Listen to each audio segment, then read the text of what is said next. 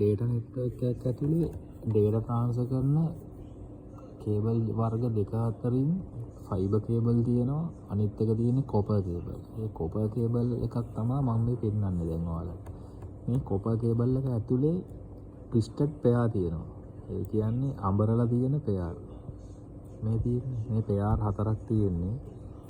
මේ හතර වෙන් කරන්න පුළුවන් මේ pair එක වෙන් කරගන්න පුළුවන්. මේකේ ඇතුලේ තියෙන්නේ කොපර් කම්බියක්, තඹ කම්බියක්.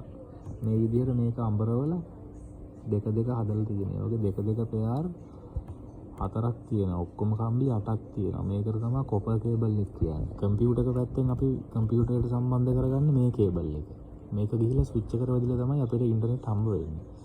බේසික් විදියට කිව්වොත් ඒක තමයි හරි විදිය. මේ තියෙන්නේ එකට ගහන RJ45 කනෙක්ටර්. මේක තමයි ආයේ කම්පියුටරේ පැත්තට කනෙක්ට් වෙන්නේ.